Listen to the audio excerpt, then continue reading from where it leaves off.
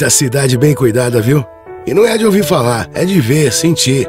Vejo cada vez mais crianças na escola integral, de uniforme completo, e sinto o gosto do teu carinho. Vejo novas unidades de saúde com remédios, médicos, exames, computadores, qualidade. Vejo a cidade limpa e o vai e vem da moeda verde. Vai reciclável, vem alimento. Vejo mais polícia na rua, todas integradas contra o crime. Vejo mais jovens perto do emprego e os cursos de profissão cheios de alunos. Vejo asfalto novo pra lá e pra cá. Vejo a operação tapa-buracos maior e o buraco nas contas públicas menor. Vejo tudo mais claro de noite e mais transparência na gestão da cidade. Tem muito por fazer, mas vejo que avançou muito. E sinto que as pessoas cuidam mais de Santo André.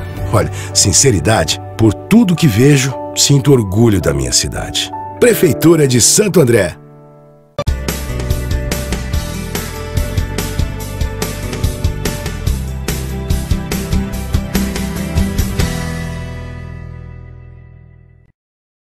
Muito bem, amigos telespectadores, amigas telespectadoras do programa Joaquim Alessi, a gente volta aqui a Uroproctor, no Parque Cerâmica, em São Caetano do Sul, para conversar com o professor Dr. Marcos Tobias Machado, porque no último programa eu havia falado para ele que ficaram algumas dúvidas, questões que eu queria levantar.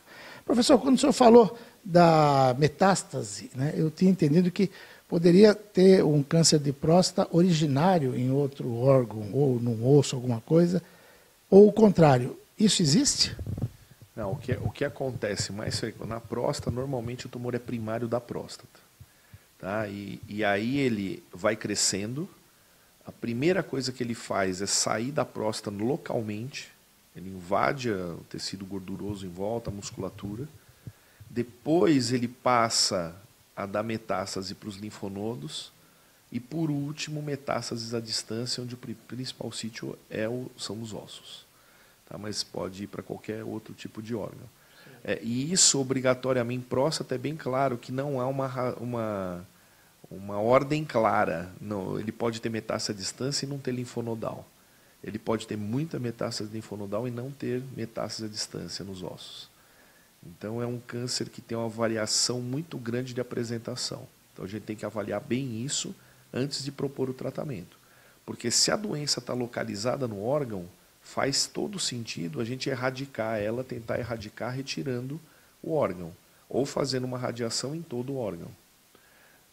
Se ela é muito pequena, hoje tem uma vertente querendo fazer a terapia focal, né? Ou com a crioterapia, ou com o RAIFO, que é ultrassom de alta frequência, para destruição só daquela área, ou de meia glândula. Qual a vantagem? Tentar reduzir a morbidade, que são os problemas que a cirurgia pode causar. Principalmente a disfunção da ereção. A disfunção urinária é muito rara nas mãos de cirurgião com muita experiência. Realmente, que vai precisar de um esfíncter artificial, de uma cirurgia na uretra para corrigir a incontinência, é muito baixo. Então, a gente está falando basicamente da parte da ereção. Quando a doença já se estende para fora, não faz muito sentido utilizar só o tratamento local.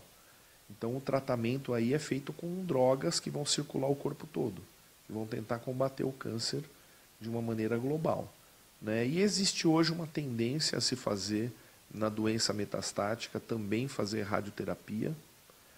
Em alguns casos de doença oligometastática, a gente fala com poucas metástases, encaixaria a cirurgia também. Então, essas coisas vão mudando no tempo, né?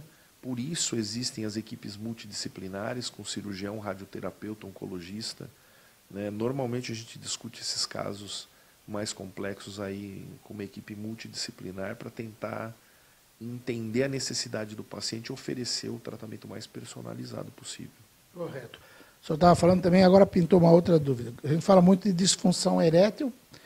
Obviamente, a maioria dos homens acometidos é numa faixa etária um pouco mais elevada, mas também, como o senhor disse na outra entrevista, gente jovem também pode ter esse tipo de problema. Fazer a cirurgia, mantendo a vida sexual do paciente ativa, ele também mantém a capacidade de reprodução, ou isso é um outro aspecto e tem que ser acrescentado isso? Então, isso tem que ser discutido com o paciente. Normalmente, esses pacientes onde são afetados pelo câncer da próstata, eles já têm a prole constituída, né? Então isso, na maioria dos casos, não é um problema. Mas para alguns pacientes é um problema, porque ele não teve filhos, né? Deixou para ter filhos mais tarde. Então, nessa situação, a gente normalmente solicita para congelar o sêmen antes, né?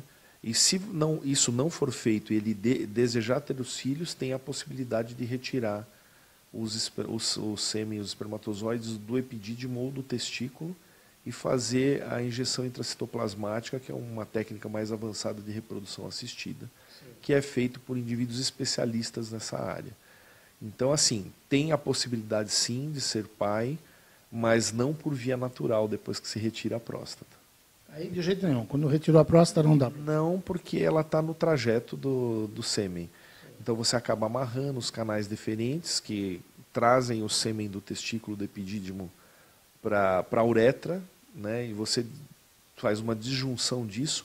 A próstata produz 90% do sêmen, que é um líquido rico, que mantém os espermatozoides vivos e alimentados. Então você tira isso também. Então, quer dizer, além do problema de uma obstrução que a gente fala, ele não vai ter uma produção de sêmen satisfatória. Então ele não vai ter, praticamente, não tem fertilidade natural.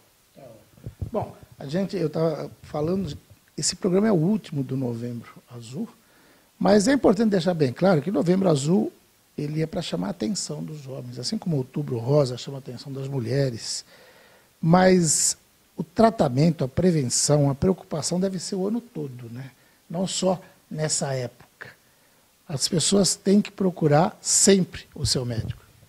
Na verdade, assim, existe uma campanha da Sociedade Brasileira de Urologia para que o urologista seja visibilizado como um médico do homem, né? Mas a gente sabe que são dois profissionais mais importantes para cuidar do homem, o urologista, e precisa ter um clínico geral ou um cardiologista, alguém que vai ter uma visão mais ampla da parte médica global dele, né? Esses dois especialistas, sim, devem ser visitados a partir de 40 anos de idade para avaliar uma série de problemas de saúde, né? Hipertensão arterial, diabetes, problemas mentais, estresse,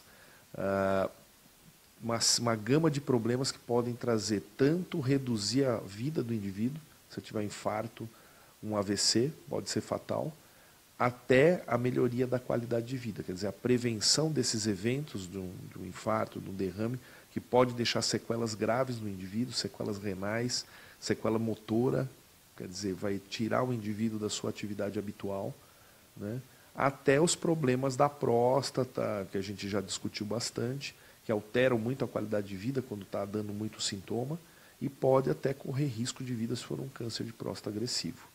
Então, acho que a ideia da sociedade é trazer esses indivíduos para o consultório médico, né? Se faz essa campanha uma vez por ano, que é o Movember, que é movimentar novembro.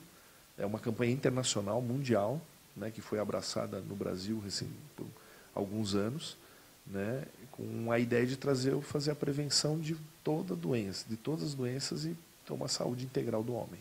Tá. Professor, obrigado por mais essa entrevista e a gente vai falar mais vezes. É isso, um prazer grande. Professor Dr. Marcos Tobias Machado, da Uroproctor, de São Caetano do Sul, conversou com você. Eu agradeço a tua atenção e a gente volta na semana que vem falando de saúde do homem.